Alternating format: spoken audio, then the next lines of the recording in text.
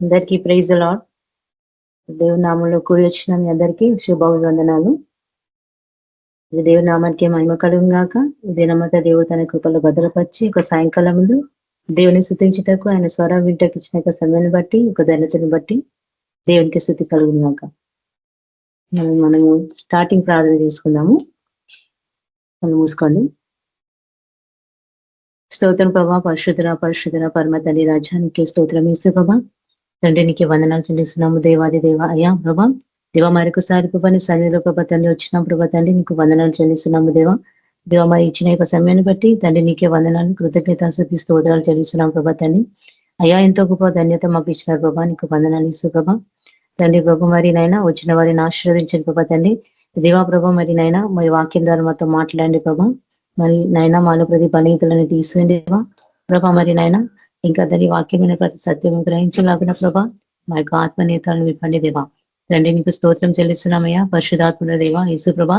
స్తోత్రమయ్యా తండ్రి. దేవ మరి నైనా దేవ మరి ఇంకెవరైతే బిడ్డలు రాలేరు ప్రభా నా తండ్రి, ఆ బిడ్డలకునైనా ప్రతి అలసట నుంచి నేను విడిపించి ప్రతి సమస్య నుంచి విడిపించి తండ్రి వచ్చేటకునైనా మీ సహాయం దయచండి ప్రభా.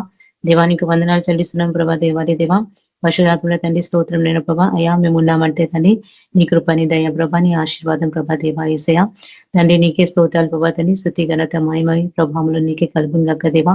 అయ్యా ప్రభా మరి నా దేవానికి స్తోత్రాలు చెల్లిస్తున్నాం ప్రభా తండ్రి. ప్రభా తండ్రి నైనా ప్రభా ఎవరెవరు ఎక్కడనైనా మరి సేవకి వెళ్ళినారో ప్రభా వారికి తోడండి, మీకు ఆజ్ఞలు దయచండి తండ్రి. మీ కృపలో భద్రపరచనైనా తండ్రి. వారు బలంగా సేవ చేయలాగిన ప్రభా తండ్రి. అతన్ని అక్కడ అద్భుత కార్యం జరుగులాగా ఆశీర్వదించండి ప్రభా. దేవానికి స్తోత్రమే అతన్ని నైనా ప్రభానికి వందనాలు చెల్లిస్తున్నాము అతని.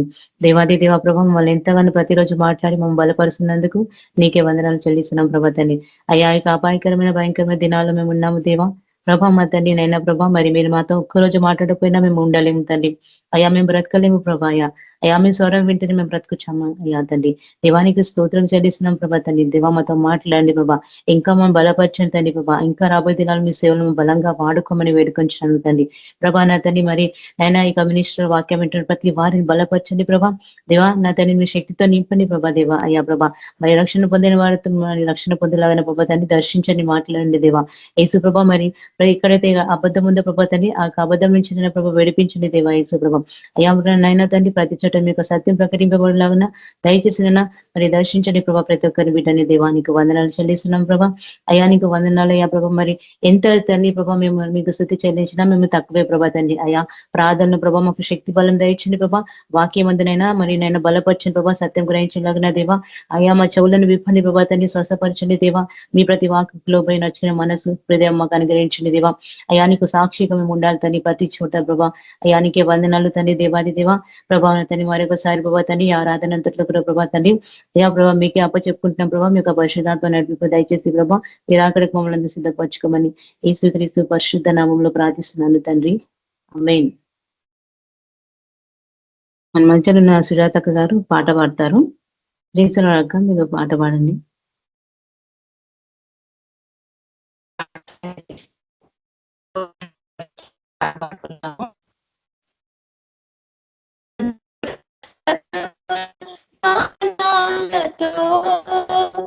వేలాది దూతల ప్రణములతో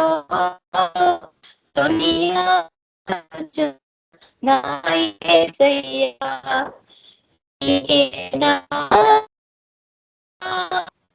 మధుర స్వరములతో వేలాది దూతల దళములతో కొనియాడబడుచున్న నా యేసయ్యా నీకే నారాధనా. మహదానందమే నాలో పరవశమే నిన్ను స్తుతించిన ప్రతి క్షణం. మహదానందమే నాలో పరవశమే నిన్ను స్తుతించిన ప్రతి దినం. సుమధుర స్వరముల గానాలతో ఎడారి త్రోవలో నే నడచిన ఎరుగని మార్గములో నన్ను నడిపిన నా ముందు నడచిన జయ వీరుడా నా విజయ సంకేతమా.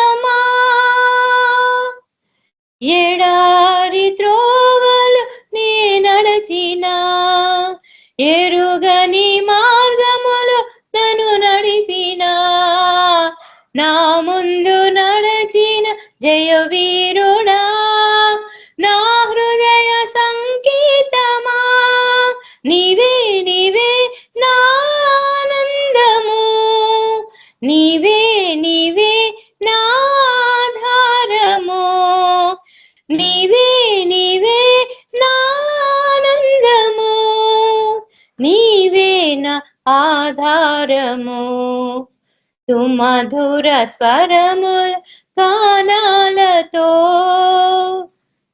సంపూర్ణమైన నీ చిత్తమే అనుకూలమైన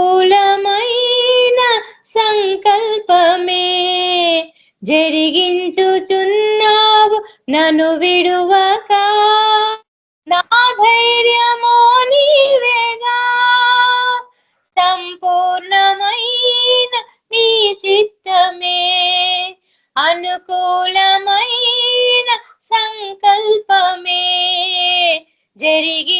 జరిగించుచున్నావు నన్ను విడువక నా ధైర్యమో నీవేగా నీవే నీవే నా జయ గీతము నీవే నీవే నా స్తుతి గీతము నీవే నీవే నా జయ గీతము నీవే నా స్తుతి గీతము సుమధుర స్వరముల గానాలతో వేలాది నదులన్నీ నీ మహిమను తరంగపు పొంగులు నీ బలమును పర్వత శ్రేణులు నీ కీర్తినే ప్రకటించుచున్నవిగా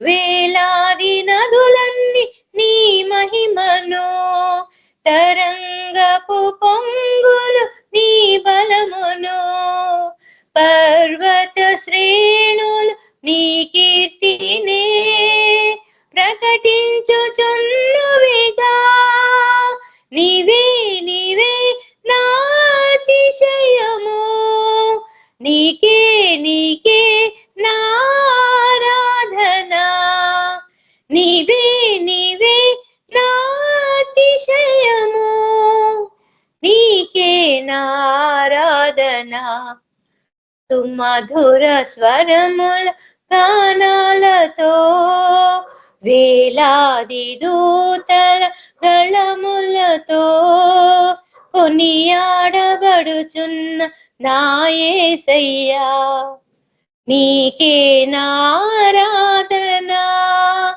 మహదానందమే నాలో పరవశమే నిన్ను స్తుతించిన ప్రతి క్షణం మహదానందమే నాలో పరవశమే నిన్ను స్తుతించిన ప్రతి క్షణం సుమధుర స్వరముల గానాలతో వేలాది దూతల గళములతో కొనియాడబడుచున్న నా యేసయ్యా నీకే నా ఆరాధన. Thank you sister. Thank you అక్క. Praise the lord. మన మధ్యన ఉన్న చంద్రశేఖర్ అన్న గారు వాక్యం షేర్ చేస్తారు. ప్రైజ్ ది లార్డ్ అన్న. ప్రైజ్ ది లార్డ్ సార్ అందరికీ.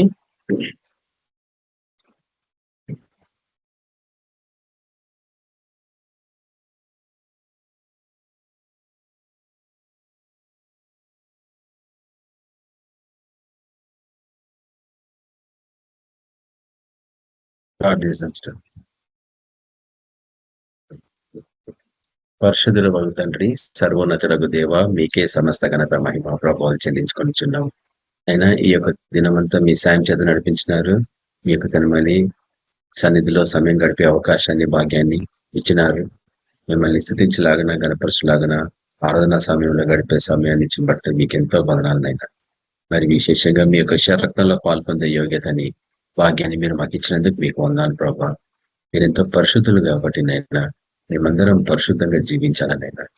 అవును ప్రభా, ఈ కాలంలో ప్రభా అక్రమం విస్తరిస్తుంది, అనేక ప్రేమ చలారిపోతుంది, ఎక్కడ కూడా పరిశుద్ధత లేదు నైనా. కాబట్టి నైనా సైతానుడు విజృంభించి పనిచేస్తున్నాడు. వారికి మేము ఛాన్స్ ఇవ్వద్దు ప్రభు. కాబట్టి నైనా మీ అందు మేము మరీ పరిశుద్ధంగా తయారవలాగా సహాయపడండి.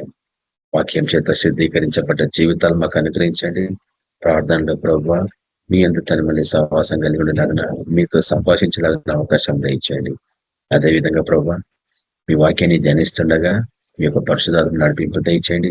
ప్రవచనాలని అర్థం చేసుకుంటే జ్ఞానాన్ని, ఆ యొక్క తనమని ఆత్మీయ నడిపింపును మాకు అనుగ్రహించమని ప్రార్థిస్తున్నాం. అవును ప్రభా, ప్రవచనాన్ని ఆపేక్షించుట బహు ప్రాముఖ్యమైనదని బైబిల్ వాక్యం సెలవిస్తున్నాయి. కాబట్టి ఏం జరుగుతుంది ప్రపంచం అంతటా బైబిల్లో ముందుగానే చెప్పబడింది. భవిష్యత్తులో ఏం జరగబోతుందో కూడా ముందుగానే హెచ్చరింపబడింది నాయన. వాటిని మీరు చదవమన్నారు, పరిశోధించమన్నారు. కాబట్టి నాయన వీటిని మేము పరిశీలించి బహు జాగ్రత్తగా మమ్మల్ని మేము కాపాడుకోవాలి. మా కుటుంబాలని, మా సంఘస్థులని, అనేకులకు వీటిని మేము చూపించాలి. అందు నిమిత్తమే మీరు మమ్మల్ని ఇంకా నిలబెట్టినారు ఈ కాలంలో, ఈ లోకంలో.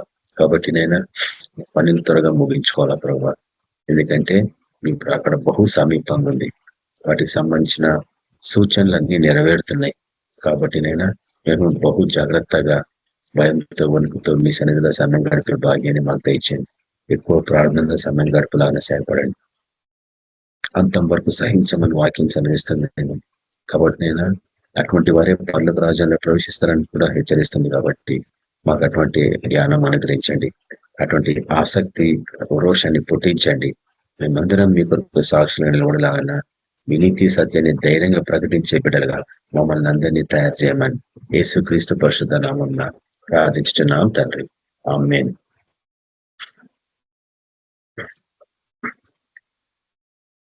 ఈరోజు 5వ తారీఖు జూలై 2025 సంవత్సరము. బాబిలోనియన్ గ్రెగోరియన్ క్యాలెండర్ ప్రకారంగా మనం ఉంటుంది బబులోను కాలం అని ఈ యొక్క బైబిల్ వాక్యాలు సూచిస్తున్నాయి. అదేవిధంగా ప్రకృతి సహజంగా గోడ మీద ఉన్న గడియారము మరియు ఆ యొక్క క్యాలెండర్ సూచిస్తా ఉంది మనం ఉంటుంది బబులోను కాలం అని. కాబట్టి బబులోను ఏ రీతిగా పాత నిబంధన కాలంలో అది సంపూర్ణంగా నిర్మూలించబడిందని మనకందరికి తెలిసిన విషయమే. కానీ అది ఆత్మీయంగా మారిపోయింది అన్న విషయాన్ని కూడా మనం గ్రహించగలుగుతున్నాం. ఎందుకంటే ప్రకటన గ్రంథంలోకి తిరిగి వచ్చింది. అది బబులోను తిరిగి కూలిపోయాను హెచ్చరించబడింది. కాబట్టి ఆ యొక్క బబులోనుకు సంబంధించిన విషయాలు మనం ధ్యానిస్తున్నాం. బబులోను ఎక్కడ ఉంది అన్న విషయం మనం గ్రహించాల. ఆత్మలో పరిశుద్ధాత్మ అభిషేకం లేకపోతే వీటిని గ్రహించలేం. ప్రకృతి సహజంగా ఇంటలెక్చువల్ గా వీటిని అర్థం చేసుకునే ప్రయత్నిస్తూ ఉంటాం. వాటికి సంబంధించిన రకరకాల పుస్తకాలు చదివి ప్రయత్నిస్తూ ఉంటాం. కానీ వ్యక్తిగతంగా ప్రార్థనలు కూర్చొని వీటిని నేర్చుకోమన్నట్టు. ప్రభు ఇది దేనికి సంబంధించిందని ఎప్పుడన్నా అడుగుతామా అంటే చాలా కష్టం అడగడం. ప్రభు ఈ వాక్యం నాకు అర్థం కావట్లేదు, నేను ఎట్లా అర్థం చేసుకున్న ప్రభు అని ఎవరైనా ప్రార్థన చేస్తారా అంటే కూడా కష్టమే. కాబట్టి ఎవరిని కించపరిచే సేవ పరిచయం అనేది కానే కాదు. బలపరచాలా, హెచ్చరించాలా, సిద్ధపరచాలా. ఎందుకంటే మనం ఈ సత్యాన్ని గ్రహించడము, అందులో జీవించగలుగుతున్నాం. అది వారికి అనుగ్రహించబడలేదు, మనకు అనుగ్రహించబడింది. మనకు అనుగ్రహించబడ్డప్పుడు మనం వాటిని కృతజ్ఞతతో వాటిని స్వీకరిస్తున్నాం, అనుమానించకుండా, పరిశీలించకుండా వాటిని వాక్యంతోనే పోల్చుకుంటున్నాం. ఇది ప్రభువులో కలిగిందని సంపూర్ణంగా విశ్వసిస్తున్నాం, స్వీకరిస్తున్నాం. మనకు బయలుపరిచిన ఎన్నో జరిగినాయి మన కాలంలో. 2008 నుంచి మనం చూస్తున్నాం ఎన్నో ప్రవచనాలు. అవన్నీ మన కాలంలో నెరవేరినాయి. సంపూర్ణమైన ఈ యొక్క ప్రవచనాల గురించి మనం ధ్యానిస్తున్నాము. గోగు మాగోగు అన్న అంశం గురించి మనము కొన్ని నెలల నుంచి ధ్యానిస్తా ఉన్నాం. కాబట్టి వాటికి సంబంధించిన విషయాలు మరికొన్ని నేను ఈ రోజు చూపించిన ఆశపడుతున్నా. కనీసం ఈ రోజన్నా ముగిస్తుంది అని అనుకుంటున్నాను. కానీ ప్రభు చిత్తము ఆయన ఏ రీతిగా మనల్ని ముందు నడిపిస్తాడో ఆ రీతిగానే మనం ముందుకు పోతా ఉండాలన్నది నేను నేర్చుకున్న గతంలో. కనీసం ఇప్పటికీ కేబిపిఎన్ పరిచర్య ఆరంభమై 17 సంవత్సరాలు అవుతుంది. దగ్గర 17-18 సంవత్సరాలు అవుతుంది. 2008 లో స్టార్ట్ చేసామంటే 2008 లో కూడా ఇవే వాక్యాలు ధ్యానిస్తా ఉన్నాం, బబులోనుకు సంబంధించిన విషయాలు. పైగా ప్రకటన గ్రంథము 20వ అధ్యాయాన్ని మనం ధ్యానిస్తా ఉన్నాము. కొంచెం గ్యాప్ ఇస్తాం టైం.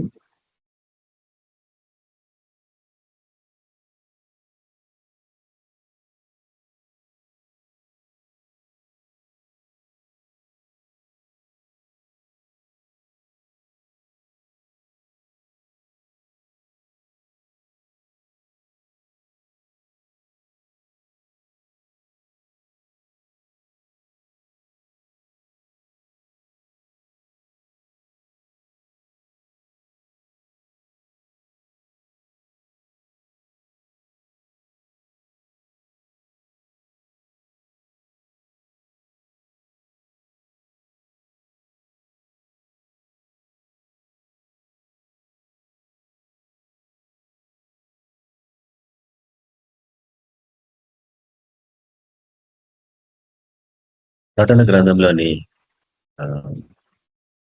20వ అధ్యాయాన్ని మనము కొంతకాలం నుంచి ధ్యానిస్తా ఉన్నాము. ప్రకటన గ్రంథం 20వ అధ్యాయంలో ఏ రీతిగా సైతానుడికి దేవుడు పర్మిషన్ ఇచ్చిండు అనేది మనం ధ్యానిస్తా ఉన్నాం 20వ అధ్యాయం అంతా. ప్రకటన గ్రంథము 20వ అధ్యాయము 2వ వచనం చూడండి.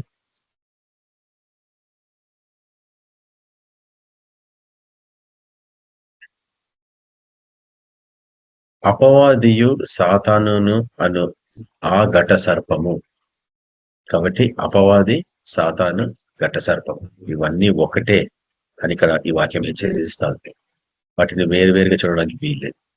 అపవాది సాతానుగా మారిండు, సాతాను ఘట సర్పంగా ఉన్నాడు ఇప్పుడు.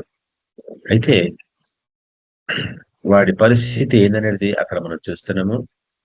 సిలువలో వాడిని బంధించిండు. ఆ రోజు నుంచి ఈ రోజు వరకు 2000 సంవత్సరాలు. కానీ 1000 సంవత్సరాలు ఆల్రెడీ అయిపోయినాయి. ఇప్పుడు మనం ఉంటుంది 2000 సంవత్సరాల ముగింపులో. కాబట్టి ఇవి ఎప్పుడు జరుగుతున్నాయి అనేది ఆత్మలో తెలుసుకోవాలా. ఎందుకంటే మనకు తెలుసు ప్రవచనము ఆరంభమై అది కొనసాగుతూనే ఉంటది. అది కొనసాగుతా ఉంటే ఇంకొక ప్రవచనము మధ్యలో ఎక్కడో ఆరంభమై 2 కొనసాగుతా ఉంటాయి చివరి వరకు. కాబట్టి ఈ సీక్రెట్ మనకి ఎప్పుడో బయలుపరచబడింది. ఒక ప్రవచనం ఆరంభమై కొనసాగుతా ఉంటే దాని మీద ఇంకొక ప్రవచనము ఆరంభమై కొనసాగుతా ఉంటే అట్లా ఒకదాని మీద ఒకటి లేయర్ మీద లేయర్ ప్రవచనాలు నెరవేరుతా ఉంటాయి.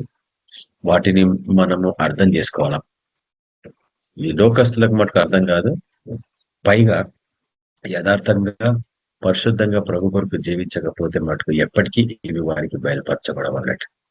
అయితే ఇక్కడ మనం ఏం చూస్తున్నామంటే వీడు విడిపింపబడినాక చూడండి 7వ వచనంలో 1000 సంవత్సరంలో గడిచిన తర్వాత సాతాను తానున్న చెరలో నుండి విడిపింపబడును. భూమి నలుదిశల యందు జనములను లెక్కకు సముద్రపు ఇసుక వలె ఉన్న గోగు మాగోగు అను వారిని మోసపరిచి వారిని యుద్ధంలో పోగు చేయటకే వాడు బయలుదేరాను. ఈ వాక్యము మనము లాస్ట్ ఆల్మోస్ట్ ఒక మంత్ నుంచి చూస్తా ఉన్నాము. దగ్గర 3-4 more than I think 4-5 parts అయిపోయింది ఆల్రెడీ గోగు మాగోకు సంబంధించింది. అయితే లెక్కకు సముద్రము ఇసుక వలె ఉన్న గొప్ప జన సమూహము అంటే మతపరమైన క్రైస్తవులని ఈ గోగు మాగోగు అని వారు ఎట్లా మోసగించారు అంటే ఉపమానీతిగా చెప్పాలంటే వీళ్ళంతా అబ్రహాము సంతానమే, కానీ మోసగించబడ్డ వారు, వారిలో నుండే బయలుదేరిన వారు. వీళ్ళు ఎక్కడి నుంచి బయలుదేరినారు? భూమి 4 దిశల 4 అనేది తీసుకోవాలి. నార్త్, సౌత్, ఈస్ట్, వెస్ట్ కదా. 4 దిశలు అంటే ప్రపంచం అంతటి నుంచి బయలుదేరినారు వీళ్ళు. కానీ మనము ఏహెచ్కేల్ గ్రంథంలో చూస్తున్నాము 38వ అధ్యాయంలో గతంలో అవి కొన్ని ప్రాంతాలకు సంబంధించిందని మనం చూస్తున్నాము. మెషకు అనే ప్రాంతము, దాని తర్వాత తొగర్మా అనే ప్రాంతము, అట్లనే గోమేరు అనే ప్రాంతము, అట్లా రకరకాల ప్రాంతాలు చూస్తున్నాం మనం. కానీ చాలా మంది ఈరోజు యూట్యూబ్లలో చూస్తున్నాం. ఎందుకంటే ప్రస్తుతం ఇట్లాంటి యుద్ధాలు జరుగుతున్నాయి కాబట్టి ఇరాన్ మీదికి ఇస్రాయల్ దాడి చేయడము, ఈ రెండింటికి మధ్యలో సడన్లీ అమెరికా బయటికి రావడము, అమెరికా పోయి ఇరాన్ మీద యుద్ధాలు బాంబ్స్ వేయడము, ఇవన్నీ ప్రవచనాలు ప్రకృతి సహజంగా నెరవేరుతున్నాయని మనం గ్రహించగలం. కానీ ఇవన్నీ ఆత్మీయంగా ముందుగానే మార్చబడ్డాయి అన్న విషయాన్ని ఎవరు గ్రహించలేకపోతున్నారు. కాబట్టి ఇవన్నీ ఉత్తర దిక్కున్న దేశాలనే. కానీ మన ప్రభు చూపిస్తున్నాడు 2008 నుంచి ఒకటే అండర్స్టాండింగ్, ఒకటే అర్థం ఏంటంటే ఇవన్నీ పాతవి గతించి సమస్తం కృతమైనవి. ఇవి ప్రకృతి సహజమైనవి కానీ కావు. ఇవన్నీ ఆత్మీయ ప్రపంచంలో ఆల్రెడీ ఉన్నాయి. అవి అక్కడ ఒకదానికి వ్యతిరేకంగా ఒక దురాత్మలు అవి దేశాల ప్రతిబింబాలు అంటాం. బట్టి ఇప్పుడు మనం ఉంటున్నాయన్నీ నీడ వంటివి, కానీ నిజ స్వరూపంలో పరలోకంలో ఉన్నాయి. ప్రతి దేశము యొక్క నిజ స్వరూపము పరలోకంలో ఉంది. పరలోకం కూడా చెర పట్టబడిందని మనం ఎన్నిసార్లు ధ్యానించిన వాక్యం కదా. పరలోకము బలవంతుల చేతిలో పట్టబడింది అనడా లేదా యేసుప్రభు నిర్మాణాలలో. కాబట్టి పరలోకము అంటే చాలా మంది ఏమనుకుంటారంటే దేవుడు దేవతలు అనుకుంటారు. కానీ అనేకమైన ఆకాశంలో, మహాకాశంలో, వాటి అందు ఆకాశంలో అని మనం ధ్యానిస్తూ ఉంటాం, పాట పాడుతూ ఉంటాం. పౌలు 3వ ఆకాశం వరకు పోయినాడు అనేసి తన గురించి ఇండైరెక్ట్ గా చెప్పుకుంటా ఉంటాడు. అట్లా రకరకాల లేయర్స్ పరలోకాలు ఉన్నాయి. ప్రభు మటుకు ఆ యొక్క చివరి లేయర్ లో ఉంటాడు. ఆ 7వ ఆకాశం. అక్కడ ఆయన ఆ యొక్క దూతలు, తన సన్నిధిలో ఉండే దూతలు. కానీ తగిన ఆత్మీయ ప్రపంచాలు ఈ ప్రకృతి సహజంగా ఉండే మనకి అవి కనిపించవు. ఎందుకంటే అవి ఆత్మీయమైనవి. వాటిని నువ్వు చూడాలంటే నువ్వు కూడా ఆత్మలో ప్రయాణం చేయడం నేర్చుకోవాలా. ఇది ఎవరికి సాధ్యం చెప్పండి? మనుషులకు సాధ్యమే. ఎందుకంటే దేవుడు సమస్త సృష్టి మీద మనుషులకు కూడా అధికారం ఇచ్చేయడం చూస్తాం. ఆదాంకి ఆ యొక్క ఆజ్ఞ ఇచ్చింది. సమస్త సృష్టి మీద పరిపాలించడానికి నీకు అధికారం ఇచ్చిన అన్నాడు. దాని పాపం వలన పోగొట్టుకున్న, ఎందుకంటే సైతం తెలుసు సమస్త సృష్టిని అధికారంగా పొందుకున్న ఆదాముని మోసగిస్తే నేను ఆ అధికారాన్ని తిరిగి పొందుకోగలను. అట్లా వాడు సమస్త ప్రపంచాలని, ఆ యొక్క ఆత్మీయ సామ్రాజ్యాలని వాడిని స్వాధీనం చేసుకున్నాడు. అందులో భూమి కూడా, భూలోకం కూడా. పరలోకాన్ని కొంత భాగం స్వాధీనపరుచుకున్నాడు వాడు. అందుకే ఆకాశ సమూహాలు అని మనం ధ్యానిస్తాం కదా ఎఫెసీయుల రాసిన పత్రిక 6వ అధ్యాయంలో. అవన్నీ క్రిందికి దిగొచ్చినని కూడా నేను గతంలో చూపించిన మీకు నేను. అవన్నీ క్రిందికి దిగొచ్చి ఆ యొక్క రాజులలో దూరిపోవడము, వారు ఒకరి దేశానికి ఒకరు వ్యతిరేకం కావడము, ఇవన్నీ మనం ఇప్పుడు చూస్తా ఉంటాం. కాబట్టి ప్రకృతి సహజంగా చూసే వాటిని అందరూ న్యూస్ పేపర్లలో, టీవీలలో చూస్తున్నారు. కానీ వీటికి ముందు అవి ఆత్మలో జరుగుతున్నాయని ఎవరు గ్రహించలేకపోతున్నారు. అందుకే ఈ ప్రవచనాలు ధ్యానించడం నేర్చుకోవాలా. మన ప్రవచన పరిచర్య అని తెలుసు, అయినా కానీ మనము ప్రవచన వారం కొరకు ఎవరం ప్రయాసపడుతున్నాం చెప్పండి? మనలో అందరం హెచ్చరిక బోధలు, రక్షణ సందేశాలు అక్కడే ఆగిపోయినాం. కానీ అంతకు ముందు దాటిపోలేకపోతున్నాం.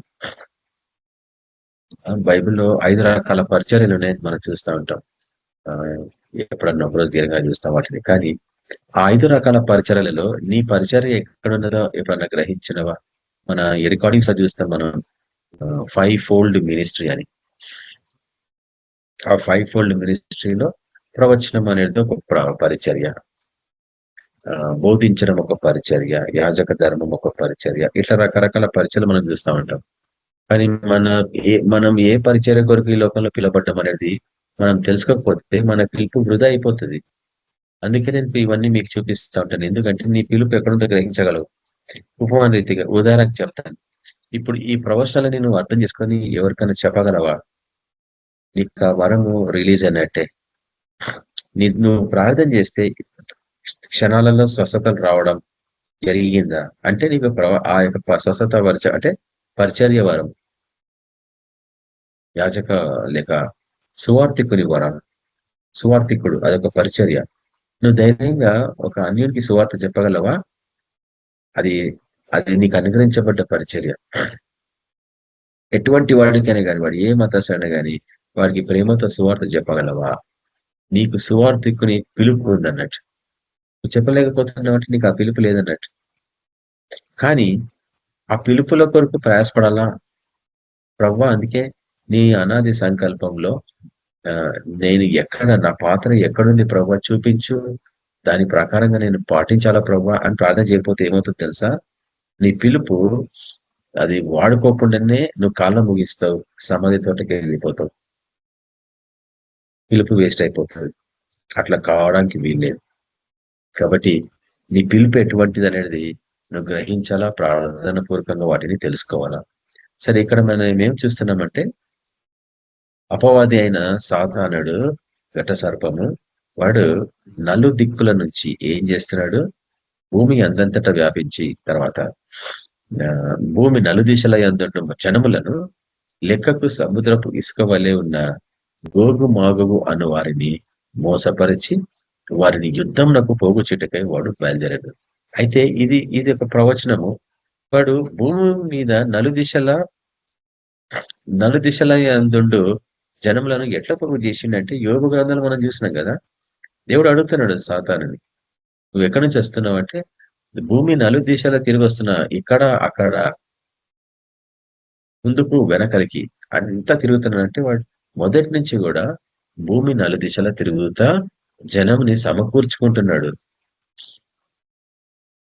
పాత నిబంధన కాలంలో అందుకే యుద్ధాలు బహు భయంకరమైన యుద్ధాలు జరిగాడు. ఎందుకంటే వాడు బాగా సమకూర్చుకొని విగ్రహారాధనలో వాడు ఎంతగానో మహిమను పొందుకొని వాని పవర్ జమ చేసుకున్నాడు. వాడి అనుచరులాగా తయారు చేసుకున్న మనుషులని దేవుడు పుట్టిస్తే వాడు మనుషులని వాని అనుచరులాగా తయారు చేసుకున్నాడు. కానీ మనుషులు దాన్ని గ్రహించలేదు. చెప్పేవాళ్ళు లేకపోయా కదా పాత నిబంధన కాలంలో. ఎప్పుడైతే మన ప్రభు కల్వరిశిలలో తన ప్రాణాన్ని బలియాగంగా సమర్పించాడో అపవాదిని సాతానుని నిరాధాయునిగా చేసాడు. వాడి దగ్గర ఏ ఆయుధాలు లేవు. ఇది నువ్వు గ్రహించినప్పుడే నువ్వు దుష్టుని మీద విజయం పొందగలవు. లేకపోతే నీకు ఇంకా ఆ భయం వెంటాడుతూనే ఉంటుంది నీ లైఫ్ లో. సైతానుడు అని భయపడతా ఉంటారు. మంత్రాలు అంటే భయపడతా ఉంటారు.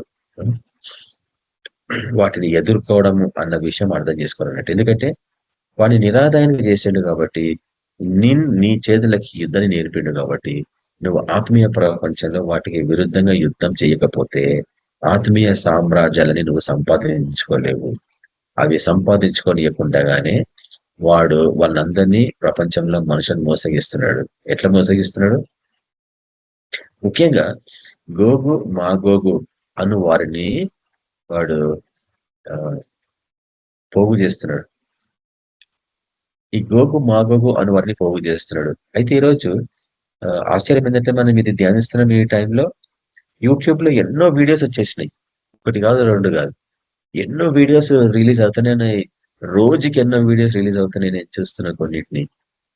అందరూ ఇప్పుడు జరుగుతున్న యుద్ధాలలో రష్యా ఎట్లా వస్తుంది, రష్యా వస్తేనే గోగు మాగోగు అని వాళ్ళు చెప్తున్నారు. కానీ మనకు తెలుసు రష్యాకి దీనికి సంబంధమే లేదని. ఎందుకంటే పాతవి గతించి సమస్తం కృతమైన అన్నాడు. కాబట్టి ఈ గోగు మాగోగు అను వారు ఎవరు అనేది ఇక్కడ మనం వారి సూచనలని వాటికి సంబంధించిన చిహ్నాలని గ్రహించగలుగుతున్నాం. లెక్కకు సముద్రపు ఇసుక వలె అంటే వీళ్ళంతా మతపరమైన క్రైస్తవులే, సగం సత్యం సగం అబద్ధంలో ఉన్నవారే. అయితే వీరందరినీ దుష్టుడు పోగు చేసిండు అంటే వీళ్ళని మోసగించిండు అనుంది అక్కడ కదా. వారిని మోసపరిచి అంటే వీళ్ళు మోసపోయిన సంఘం అన్నట్టు గోగు మాగోగు అనేవాళ్ళు. చూపించిన కథలో గోగు మాగోగు అంటే సర్పము తేళ్లు అని అర్థం. గోగు అనేవాడు సర్పము, మాగోగు అనే వ్యవస్థ. అదొక మనిషి కాదు. గోగు అనేది ఒక మనిషి పేరు, మాగోగు అనేది ఒక స్థలము లేక ఒక వ్యవస్థ ప్రపంచాత్మకంగా. ఎందుకంటే ఇవి నలుదిక్కల నుంచి జమ చేయబడ్డ గుంపులు అన్నట్టు. కాబట్టి గోగు అనేది సర్పానికి సాదృశ్యము, మాగోగు అనేది తేళ్ల గుంపులకి సాదృశ్యం లేక మిడతల గుంపులకు సాదృశ్యం. ఇవి వచ్చి ఒకసారి అటాక్ చేస్తే గడ్డి పచ్చదనము అంతా తినేస్తాయి. గడ్డి పచ్చదనము అంతా మతపరమైన క్రైస్తవులకి సాదృశ్యం. అంటే నీతిమంతులుగా కనిపించేవారు వీళ్ళు. జస్ట్ ఒక ఆదివారమే ఒక 2-3 గంటలు పరిశుద్ధంగా కనిపించేవారు. సోమవారం నుంచి లోకాతీతంగా యథావిధిగా శరీర కోరికలు తీర్చుకుంటూ వ్యాయామాలు తీర్చుకుంటూ జీవించేవారు. జస్ట్ నామకరణ క్రైస్తవులు అంటారు వీళ్ళని. కాబట్టి వీరు ఎవరిని మోసపరచడానికి, ఎవరి మీద యుద్ధానికి వాళ్ళు బయలుదేరిండ్రు అనేది ఇక్కడ మనం అర్థం చేసుకుంటున్నాం. అయితే మనకు తెలుసు బైబిల్ అంతటా 4 గుంపులని. బైబిల్ అంతటా 4 గుంపులు విశ్వాసులే వీళ్ళు. కానీ వారి యుగ సమాప్తి చివరి అంచుకొచ్చేటప్పటికీ వారు ఎట్లా తయారైనారు అంటే కొందరు సర్పము సంతానంలాగా సర్ప సంతానం అనడానికి బాప్తిసం ఇచ్చి యోహాను, తర్వాత యేసు ప్రభువు అన్నాడు సర్ప సంతానం అని కొందరిని.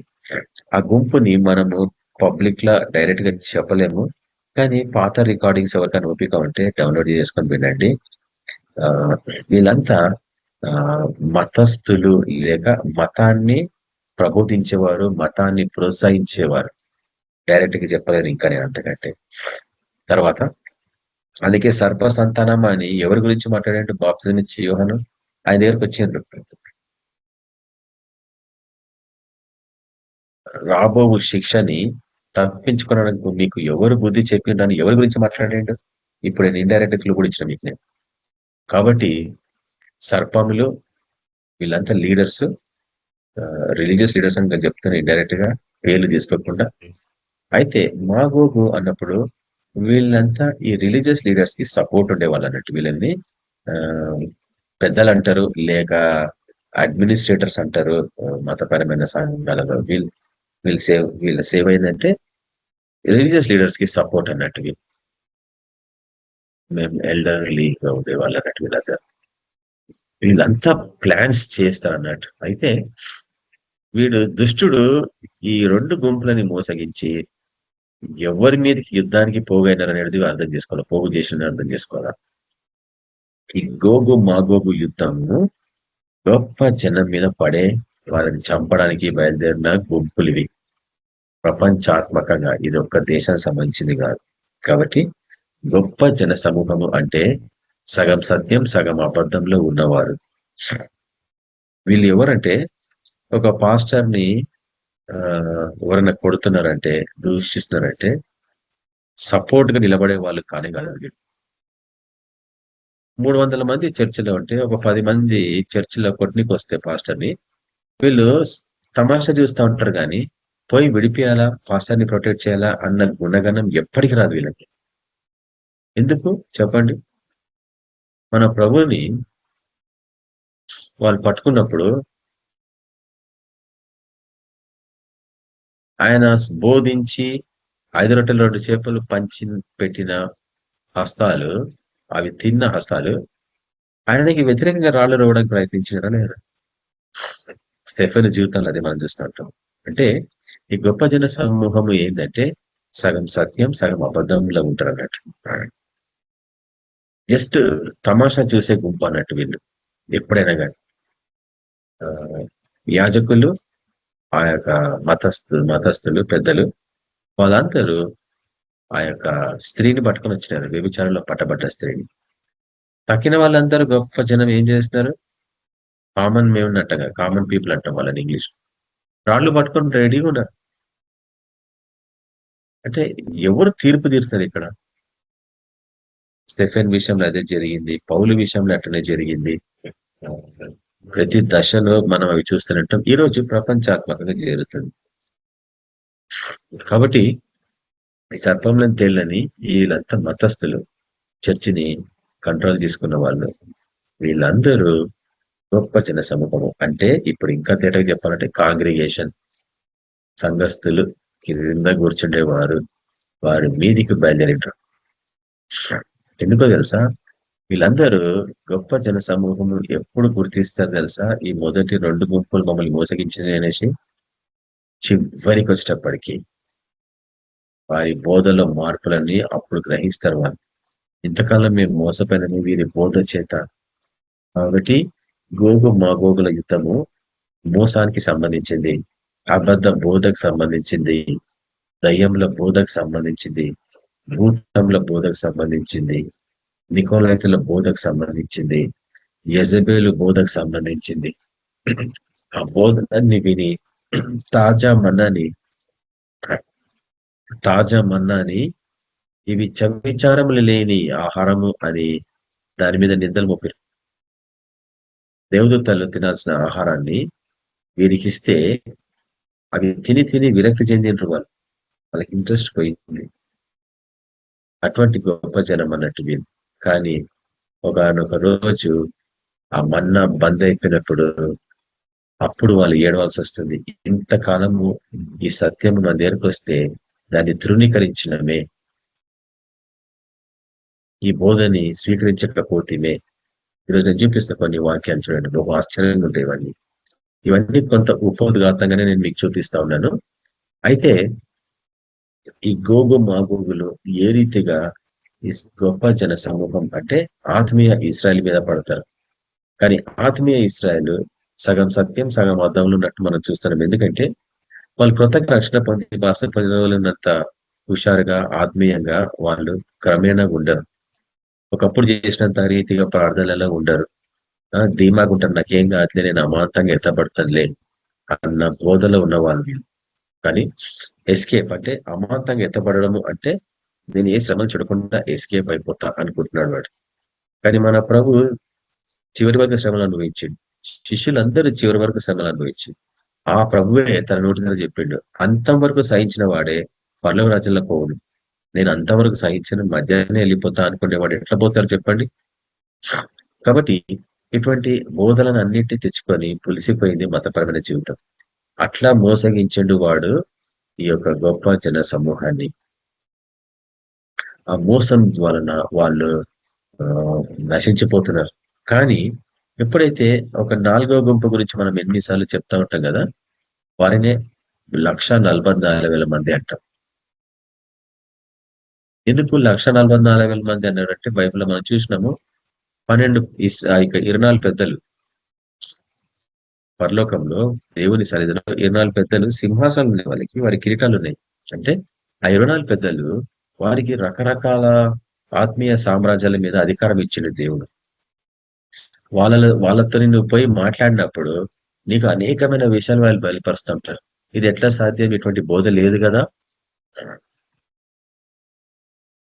అందులో ఆ 24 పెద్దలలో ఉపమాన రీతిగా వాళ్ళు ఒక పర్టికులర్ మనిషి కాదు, వాళ్ళు ఒక వ్యవస్థ. పాత నిబంధన 12 మంది అంటాం గోత్రికులు, వాళ్ళు కాదు అది. ఆ గోత్రికున్న పేర్లని అర్థం చేసుకుంటే ఆ అర్థాన్ని బట్టి మనం గ్రహించగలము వాళ్ళు ఎటువంటి భక్తులని. అదే రీతిగా 12 మంది అపోస్తలులు వాళ్ళ పేర్లను బట్టి కాదు కానీ వారి వ్యవస్థ, వారి సేవ పరిచయకు సంబంధించినట్లు మనం వాటిని చూస్తుంటాం. కాబట్టి ఆ సింహాసనం మీద కూర్చున్న వారు ఆత్మీయమైన సహవాసంలో ఉన్నవారు. అంటే 12 గోత్రికులు, 12 మంది అపోస్తలులు, 12 కలిపితేనే మనకి రీతిగా చెప్పాలంటే 12 చిన్న ప్రవక్తలు. ఇంకో రీతిగా చెప్పాలంటే ఇంకొక దశలో 12 ప్రవక్తలు, 12 మంది అపోస్తలులు, 12 × 12 144. కాబట్టి 1,44,000 మంది ఎవరు అంటే వీరు అపోస్తలులు మరియు ప్రవక్తలు వేసిన పునాదుల మీద కట్టుకున్న గోడల వంటి వారు అనుది వాక్యం. అది నేను మీకు చూపించిన గతంలో ఎఫెసీయుల రాష్ట్ర పత్రికలో. అది ఖచ్చితంగా మనకు తగిలిందంటే ఈరోజు కూడా మనం చూడగలం ఆ వాక్యాన్ని. కాబట్టి నేను త్వరగా వీటన్నిటిని మీకు చూపించడానికి ప్రయత్నిస్తుంటాను. కొంత ఈ యొక్క స్క్రీన్ షేరింగ్ కూడా పెడతాను ఈరోజు. స్క్రీన్ షేరింగ్ పెట్టి మీకు అవన్నీ చూపించడానికి నేను ప్రయత్నిస్తూ ఉంటాను.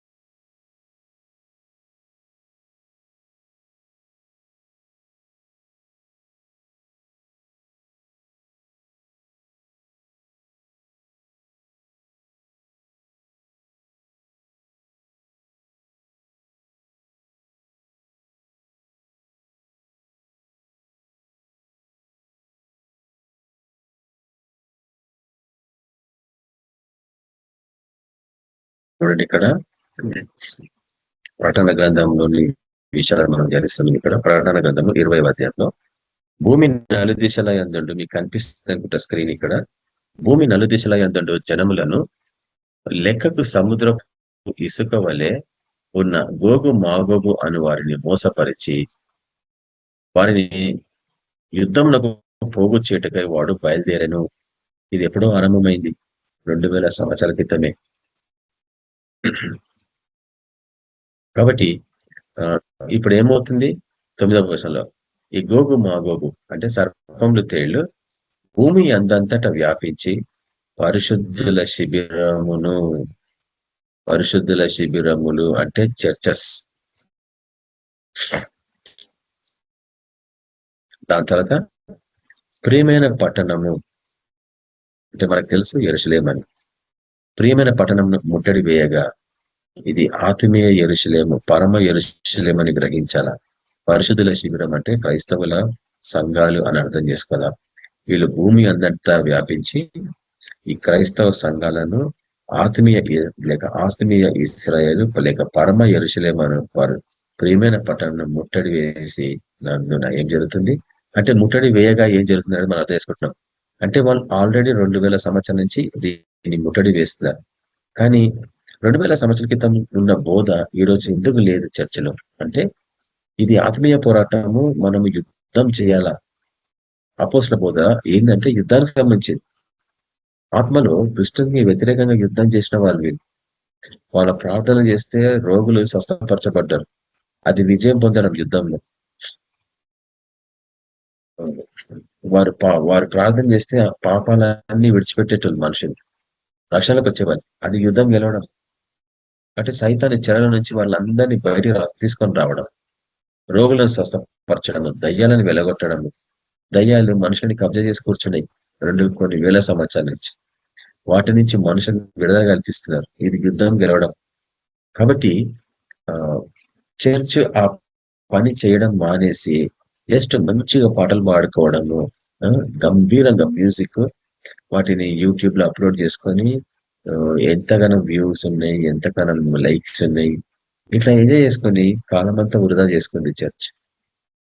తప్పులేదు పాడుకోవడం, దేవుని ఆరాధించాలన్నది వాక్యం. కానీ ముఖ్యమైనది ఏంటంటే యుద్ధం ఇది, ఆత్మీయ పోరాటం. ఆత్మీయ పోరాటం ఇది. ప్రకటన ఎఫెస రాష్ట్ర పత్రిక 6వ అధ్యాయం మనం చూస్తున్నాం. ఆ పోరాటంలో పాల్గొనలేదు చర్చ్. కాబట్టి నిజంగా కళ్ళకు కనిపించే యుద్ధం జరిగినప్పుడు వారు దాంట్లో చిక్కబడినారు. కాబట్టి వీళ్ళంతా ముట్టడి వేయబడరు అన్న విషయాన్ని మనం చూస్తున్నాం. కాబట్టి ఈ ముట్టడి వేసినప్పుడు ఏం జరుగుతుందంటే మనం గతాలు చూపించను ఆల్మోస్ట్ 10 ఇయర్స్ నుంచి చూస్తున్న వాక్యాలు ఇవన్నీ. అంటే 2008 అంటే ఆల్మోస్ట్ 17 ఇయర్స్ అనుకోండి. 17 ఇయర్స్ క్రితం నుంచి చూస్తున్న వాక్యాలు ఇవి. గొప్ప జన సమూహము అందరూ పట్టబడతారు, ముట్టడి వేయబడతారు. అది 5వ బూరకు సంబంధించిన బోధ. 5వ బూరలో ఎట్లా పట్టబడతారు, వీళ్ళని ఎట్లా హంటింగ్ చేస్తారు, సర్పములు తేళ్లు ఎట్లా హంట్ చేస్తారు వీళ్ళని, పోయేవాడు ఉరియేసినట్లు ఎట్లా వాడి ఉరిలో పడతారు వీళ్ళు, చేపలు వలలో పడ్డట్టు వీళ్ళు ఎట్లా దొరుకుతారు, ఇవన్నీ నేను చూపించిన వాక్యాలతో పాటు జకర్యా గ్రంథంలో వాళ్ళు ఎట్లా చిక్కబడినరు ఆ దర్శనాలను నేను మీకు చూపించిన. కాబట్టి వీళ్ళందరినీ వాళ్ళు బంధించుకొని పోతున్నారు అన్న విషయం అర్థం చేసుకోవాలి మనం. ఎందుకంటే వీళ్ళు వెళ్ళిపోతే వాళ్ళ కానుకలు దొరకవు, అందుకు వాళ్ళని ముట్టడి వేస్తున్నారు, వారి కానుకల మీద ఆశ్రయించిన వారు. కాబట్టి ఈ ముట్టడి వేయగా ఏం జరుగుతుంది చెప్పండి, చాలా మంది మరణిస్తారు. ఎందుకంటే 5వ బురలో ఈ తేళ్లు లేక మిడతలు, అవి తేళ్ల తోకల వాటికి ఉన్నవి, సింహపు ముఖంలో వంటి మొహాలు వాటికి ఉన్నాయి, కానీ స్త్రీ జడ వాటికి ఉందని నేను చూపించిన 5వ బురలో. కాబట్టి స్త్రీ జడ వంటిదంటే ఇది మతపరమైన జీవితం. తేళ్ల తోకల వంటి తోకలు ఉన్నాయంటే అవి తేళ్లు. ముఖం చూస్తే సింహం, అంటే గర్జించే సింహము, అది సర్పానికి సాదృశ్యం. కాబట్టి ఈ 2 గుంపులు గొప్ప జన సమూహం మీద పడి తినడము, వారిని చంపడం జరుగుతుందన్నారు నేను చూపించిన గతంలో. కాపరులు గొర్రెలను గాయాల్సింది పోయి వాటిని చంపుకొని తిన్నారని చూపించిన వాక్యం. ఇవన్నీ ఎందుకు ముందుగానే రాబడ్డాయనేది మనం అర్థం చేసుకోవాలా. ఈ రీతిగా మనం వీటిని చూస్తలేము వాక్యాలు. అంత మెకానికల్ గా అయిపోయింది క్రైస్తవ జీవితం. అంటే ఎంటర్టైన్మెంట్, కంఫర్ట్స్, సంతోషంగా కృపల్లో జీవించాలా అని అనుకుంటున్నారు. కానీ ఎవరు గుర్తెరిగిన సమయంలో జలపిల్లల వచ్చి వారిని కొట్టుకొని పోయినానన్న విషయం గ్రహించలేకపోయినారు వాళ్ళు. ఏం కాదులే మాకు అని అనుకున్నవాళ్ళు. కాబట్టి ముందు ఈ గొప్ప జన సమూహము అందరూ హతసాక్షులు అవుతారు ఈ వాక్యం ప్రకారం ముట్టడి వేసినప్పుడు. ఈ గోగు మాగోగుల యుద్ధంలో గొప్ప జనం అందరూ మరణిస్తారు. మరణించి తర్వాత దేవుని సన్నిధికి వస్తారు. దాని తర్వాత దేవుడు ఈ సర్పములను తేళ్లని శాశ్వతంగా నరకానికి పడేస్తాడు. ఇక్కడ చూడండి, మాకు పరలోకం నుండి అగ్ని దిగి వచ్చి వారిని దహించిన ఎవరిని, గోగు మాగోగుని అంటే సర్పములను తేళ్ళని. వారిని మోసపరిచిన అపవాది చూడండి, ఇప్పుడు అగ్ని గంధకములు గల గుండంలో పడవేయబడను, అచ్చట ఆ క్రూర మృగమును అబద్ధ ప్రవక్తయు ఉన్నారు, వారు యుగ యుగంలో రాత్రి భాగంలో బాధింపబడతారు. కాబట్టి ఇక్కడికి ఈ యొక్క యుద్ధం తర్వాత ఏ రీతిగా దేవుడు గోగు మాగోగు అని వారిని శిక్షిస్తున్నాడండి మనము అక్కడ చూస్తా ఉన్నాం అన్నట్టు.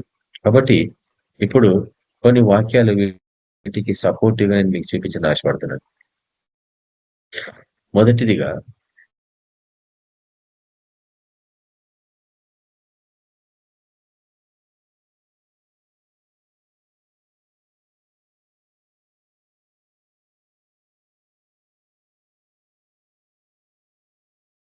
ఎహెచ్కేల్ గ్రంథము 35వ అధ్యాయం.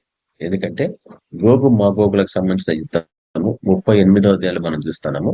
కానీ వాటి సంపూర్ణత పరిపక్వత ప్రకటన గ్రంథము 20 అధ్యాయాలని మనం చూస్తా ఉన్నాం.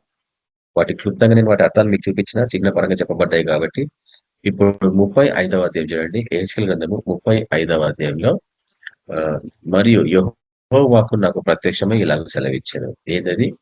నరపుత్రుడా, షేయూరు పర్వతం వైపు నీ ముఖము తిప్పుకొని దానికి ఈ మాట ఎత్తి ఇలాగూ ప్రవచింపము. ప్రభువు యెహోవా సెలవిచ్చినది ఏమనగా, షేయూరు పర్వతమా, నేను నీకు విరోధినైతిని. నా హస్తము నీ మీద చాపి నిన్ను పాడుగాను నిర్జనంగాను చేసేదను. అయితే ఈ ప్రవచనము ఎప్పుడు నెరవేరింది అనేది నేను గతంలో చూపించిన 35వ అధ్యాయము. ఇక్కడ చాలా తేటగా ఉంది. షెయూరు పర్వతం ఎంతమంది తెలుసు? షెయూరు పర్వతము ఏషావుకి సంబంధించింది కదా, ఎదోమీలకు సంబంధించింది. కాబట్టి ఏషావు ఎర్రని వాడు అంటే ఎరుపు తేళ్లకు సాదృశ్యం. కాబట్టి ఈ 35వ అధ్యాయం అంతా దేవుడు ఎందుకు తేళ్లని శిక్షించబోతున్నాడు, ఆకాశం నుండి అగ్ని అందరినీ కాల్చివేస్తుంది అని చెప్తుంది కదా. అదే రీతిగా అగ్నిగుండంలో పడతారు వీళ్ళందరూ. ఎందుకంటే ఏషావు సంతతి వాళ్ళు ఇస్రాయేల్ వాళ్ళకి చేసిన అన్యాయాన్ని బట్టి. అంటే ఏషావు తేళ్ల వంటి వాడైతే ఇస్రాయేల్ ప్రజలు గొప్ప జన సమూహం వంటి వారు. వారిని ఏ రీతిగా హింసల పాలు చేశారనేదే 5వ బూరకు సంబంధించింది. అదే రీతిగా 36వ అధ్యాయం చూడండి. 36వ అధ్యాయం ఇది ఎహెచ్కేల్ గ్రంథము 36వ అధ్యాయము 5వ వచనంలో ప్రభువైన యెహోవా సెలవిచ్చినది ఏమనగా, సంతుష్ట హృదయులై నా దేశమును హీనముగా చూచి దోపుడు సొమ్ముగా ఉండుటకై తమకు అది స్వాస్థ్యమని దాని స్వాధీనపరుచుకొనిన ఏదోమీయులందరినీ బట్టి శేషించిన అన్య జనములను బట్టి నా రోషాగ్నితో యుద్ధముగా యథార్థముగా మాట ఇచ్చి ఉన్నాను. ఏది? వారిని నేను శిక్షించబోతున్నానని చెప్తున్నాడు ఇక్కడ. ఏదోమీయులు అంటే మళ్ళా ఏషావు సంతతి వారే, ఏడోమైట్స్ అంటాం. కాబట్టి ఏషావు సంతతి, ఏషావు గోత్రికులని దేవుడు హింసించబోతుంది. ఎందుకంటే వారు ఆయన దేశంను హీనంగా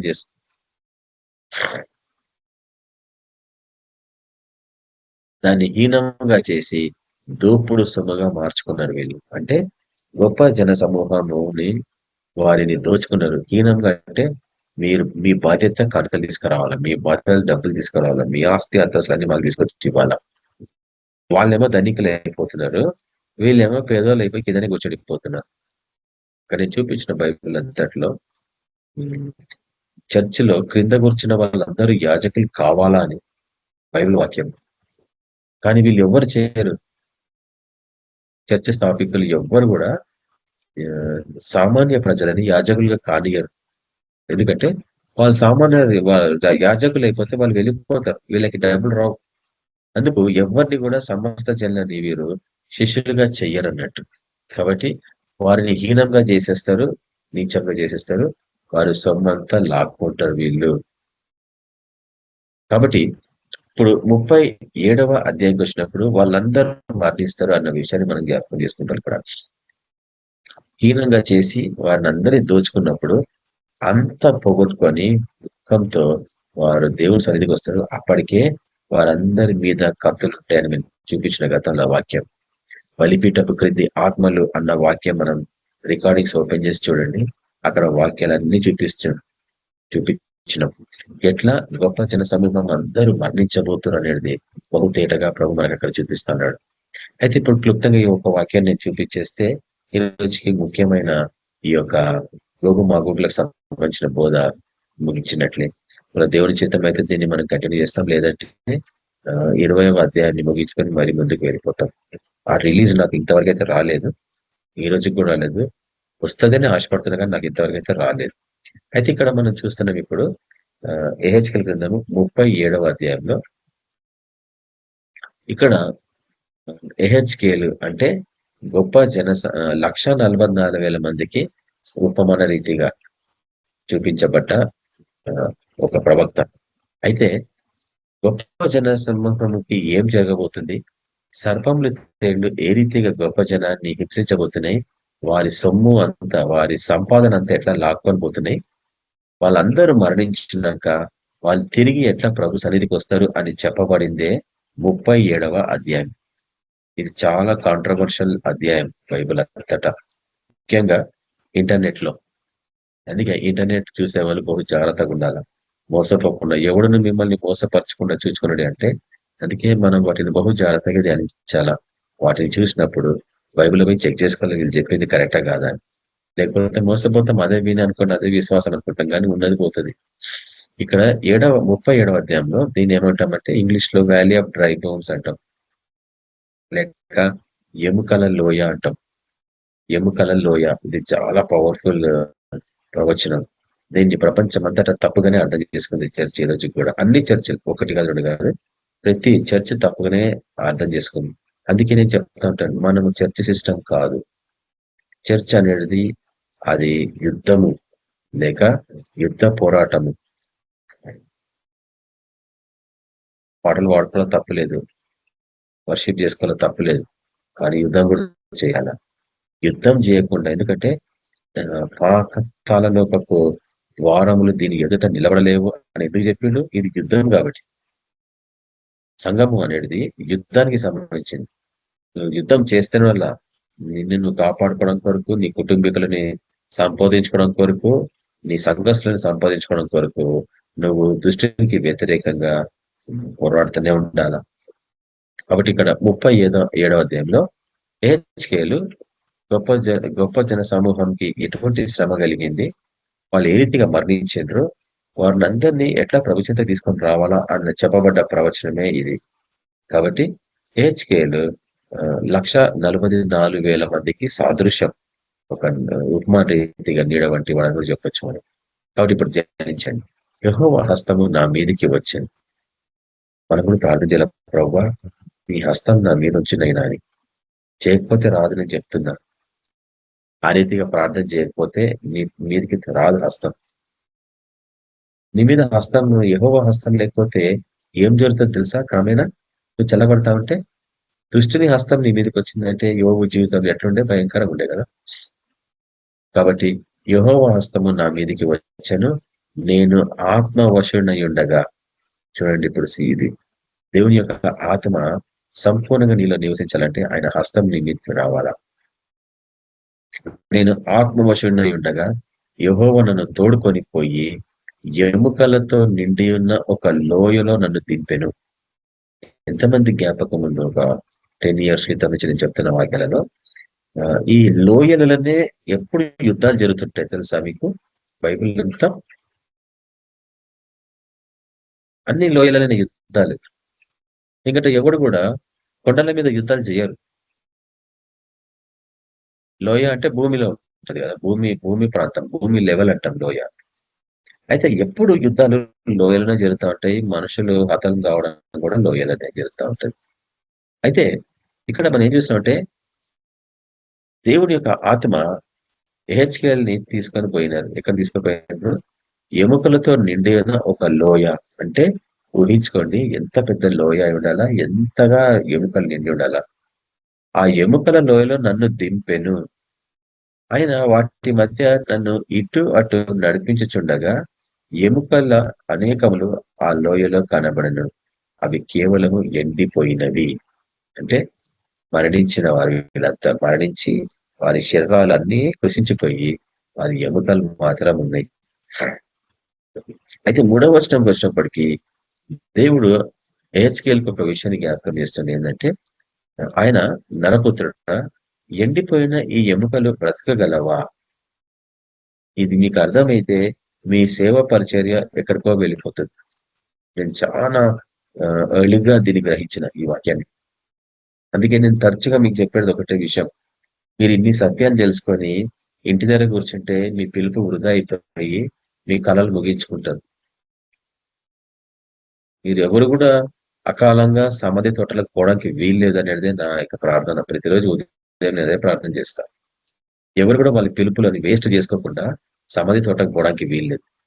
అసలు మీరు సమాధి తోటకు పోవద్దు, అటువంటి ఆలోచనే రావద్దు మీకు. ఎందుకంత శ్రేష్టమైన ఆలోచన లేదు మీకు? హానోకు మనం చూడకుండా వెళ్ళిపోయాడు దేవుడి సన్నిధికి. అది సాధ్యం అన్నట్టే కదా ఒక మనిషికి. నీకు కూడా సాధ్యమే కదా, మళ్ళీ నువ్వు ఎందుకు అటువంటి ఛాలెంజ్ తీసుకోలేకపోతున్నావు నీ లైఫ్ లో? నేర్చుకెళ్ళలాగా ఉండలేవా? ఆయన నరపుత్రుడా, ఎండిపోయిన ఈ ఎముకలు బ్రతకగలవా? చనిపోయిన వాళ్ళు బ్రతకగలరా చెప్పండి? చనిపోయి అది ఎండిపోయిన అవి కేవలం ఎముకలు. ఆయన నన్ను అడగగా, ప్రభువా యెహోవా అది నీకే తెలియదని నేను అంటేది. కానీ మనకెందుకు చూపిస్తున్న దేవుడు అంటే ఇది సాధ్యము అని చెప్పడానికి. ఇది సాధ్యము అని చెప్పడానికి. అందుకు ఆయన ప్రవచనం ఎత్తి ఎండిపోయిన ఈ ఎముకలతో మాట్లాడు ఇట్లా అనుము, ఎండిపోయిన ఎముకల్లారా యెహోవా మాట ఆలకించుడి. ఈ ఎముకలకు ప్రభువైన యెహోవా సెలవిచ్చినదేమనగా, మీరు బ్రతుకున్నట్లు నేను మీలోనికి జీవాత్మను రప్పించుచున్నాను. ఇదంతా ఆత్మీయమైంది.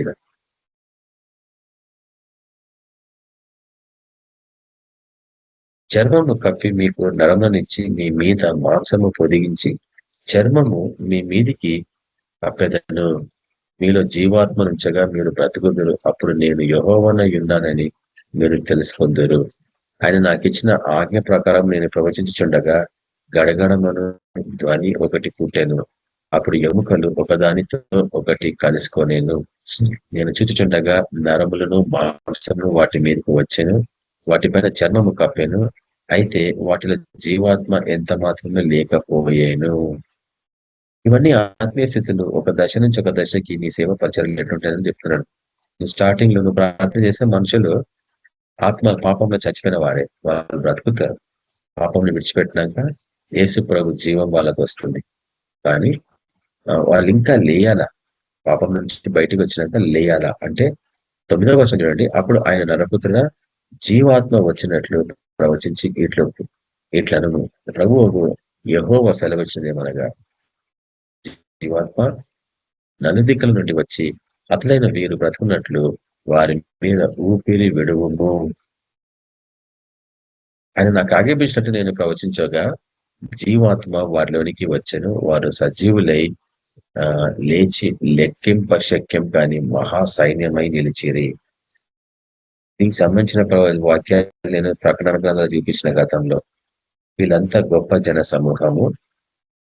చివరికి ఏహెచ్కెల్ వంటి 1,44,000 మంది సగం సత్యం సగం అబద్ధంలో ఉంటే, అంటే చచ్చిన వారు. పీనుగ ఎక్కడుంటే గద్దలు అక్కడ పోగొనని మన ప్రభు చెప్పినట్లు ఈరోజు మతపరమైన జీవితం పీనుగలాగా తయారైంది. కానీ ఎవరు చెప్తున్నారు వాళ్ళకి నువ్వు పీనుగలాగా తయారవుతున్నావు?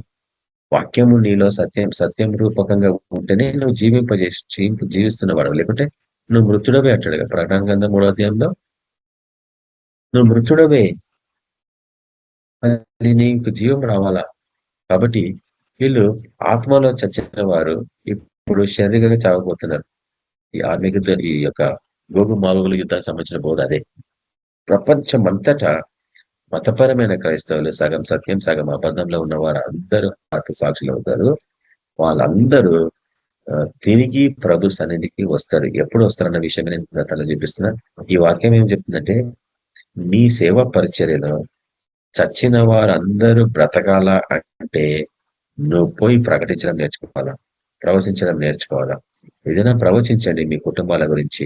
మా కుటుంబంలో ఉన్న ఆ యొక్క మరణాన్ని గద్దిస్తున్నారు, ఏదైనా మనం ప్రవచించడం నేర్చుకోండి. చచ్చిపడిన మీ కుటుంబీకుల గురించి వాళ్ళందరూ బ్రతకాలని ప్రార్థన చేయండి. వారి జీవితాలు, వారి చదువులు గాని, వారి ఉద్యోగాలే గాని, వారి భవిష్యత్తులే గాని, వారి వివాహాలే గాని, వారి పరిస్థితులే గాని చచ్చబడినట్టుంటే నువ్వు ప్రవచిస్తే వాళ్ళందరూ బ్రతుకుతారు. వారిలో జీవితం తిరిగి వస్తుంది, వారిలో జీవం తిరిగి వస్తుంది. పరిశుద్ధాత్మని రమ్మంటే వస్తాడు. పరిశుద్ధాత్మ రాకుండా వీళ్ళెవ్వరు బ్రతకలేరు. అయితే గొప్ప జన సమూహము మనల్ని ఎప్పుడు మన వాక్యం సరిగా వినదు. ఏదో బ్రదర్ చెప్తారులే, సిస్టర్ సేవ చెప్తారులే, కేబిపిఎం వాళ్ళు ఏదో చెప్తారు. వీళ్ళు చెప్పేది మంచిగానే ఉంటది కానీ తలకేం ఎక్కదు. ఎందుకంటే మీకు ఒక సీక్రెట్ నేను చెప్పాలనుకుంటున్నా. ఏ వాక్యం కూడా, బైబిల్ వాక్యాలు ఏవి కూడా మన మనసుకి ఎక్కవు, ఎప్పటికీ ఎక్కవు. ఏది విరుద్ధంగా చెప్తున్నా నేను నిజంగానే చెప్తున్నా మీకు. ఇవి ఎప్పుడు కూడా నీ మైండ్ లో కూర్చోవు. ఈ వాక్యాలు సున్నితంగా మర్చిపోతావు. అందుకే నేను ఎన్నిసార్లు చూపించిన యాకోబు రాసిన పత్రికలో మీరు ఎన్నో వాక్యాలు వింటున్నారే గాని వాటిని మర్చిపోతున్నారు అన్నాడు. ఎందుకనైనా ఎందుకు అంటే మీరు వాక్యం చెప్పబడినంత వరకు అద్దంలో నిలబడిన వారు అంటాడు. అద్దంలో మీ మొహాన్ని చూసుకుంటున్నారు. దాని తర్వాత అవతలకి వెళ్ళిపోతున్నారు. వాక్యము అద్దం వంటిది. దాని ముందు నిలబడితే నీ మొహం ఎట్లుందో చూపిస్తుంది. నీ ముఖంలో మురికి ఉందా, ఏముంది, బాగున్నావా చూపిస్తుంది అది. కానీ అది చెప్తుంది నువ్వు సరిగా లేవని, నీ జీవితాన్ని సరి చేసుకోమని చెప్తుంది. కానీ చేసుకోవాల్సింది నువ్వే. అర్థం నిన్నేం చేయదు. కాబట్టి వీళ్ళు ఎప్పుడు కూడా గొప్ప జన సమూహము మనం చెప్పే వాక్యం మర్యాద ఏదో ఇవ్వాలి కదా అంటూ వింటారు కానీ నిజంగా దాన్ని స్వీకరించి మార్పు చెందాలని ఎవ్వరు చూడరు. ఉదాహరణకి పరిశుద్ధాత్మ అభిషేకం మనం ప్రకటిస్తే అందరూ పొందుకోవాలి కదా. పొందుకోవాలా, కృపావరం పొందుకోవాలా, భాషల వరం పొందుకోవాలా, ప్రవచన వరం పొందుకోవాలా, స్వస్థత వరం పొందుకోవాలా. 9 వరాలు ఉన్నాయి. ఏ వరం నీకుందో నీకు తెలుసా? ఆ వరాలు లేకుండా నువ్వు ఎట్టి పరిస్థితి సేవ పరిచర్య చేయలేవు. దుష్టుడు అమాంతంగా నేను కొట్టేస్తాడు సేవలో. నువ్వు షేక్ అయిపోతావు. నీ జీవనాడిని కొట్టిండు అనుకో, నీ పరిస్థితి ఏమవుతుంది? నీకు డబ్బు రాదు, కుటుంబాన్ని ఎట్లా పోషించుకుంటావు? వాడు తెలుసు వీని ఎక్కడ వీక్నెస్ కొట్టాలని. కాబట్టి మన పరిచర్య ఏహెచ్కేఎల్ పరిచర్య. అయితే ఈ వాక్యాన్ని ప్రపంచం అంతటా ఒకటే రీతిగా అర్థం చేసుకుంటారు. మనం చేసుకున్నట్లు కాదు. వాళ్ళు ఎట్లా అర్థం చేసుకుంటారంటే 1997లో ఇస్రాయల్ ప్రజలు ప్రపంచం అంతటి నుంచి తరలి వాళ్ళ దేశానికి వచ్చిండ్రు.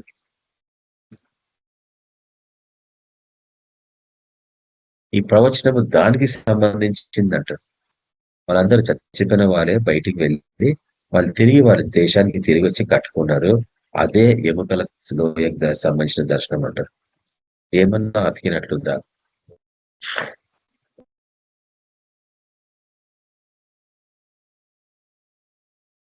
అది ఎన్నిసార్లు విన్నా కానీ నాకు అనుమానం అనేది ఇది ఎన్నో తప్పు ఉంది వీళ్ళు చెప్పే బోధ. ఇసల్పలందరూ ప్రపంచంలో చెదిరిపోయి 3000 సంవత్సరాలు. మొదటిసారి అషూరు రాజులు వచ్చిన రోజు, రెండోసారి బబులోను దేశస్తులు బబులోను రాజు వచ్చినప్పుడు, మూడోసారి రోమా సైన్యాన్ని వచ్చినప్పుడు, అట్లా 3 సార్లు వాళ్ళు ప్రపంచం అంతా చెదిరిపోయినారు. చెదిరిపోయి 47వ సంవత్సరంలో 1947వ సంవత్సరంలో నుంచి ఈ రోజు వరకు కూడా వాళ్ళు పోతున్నారు.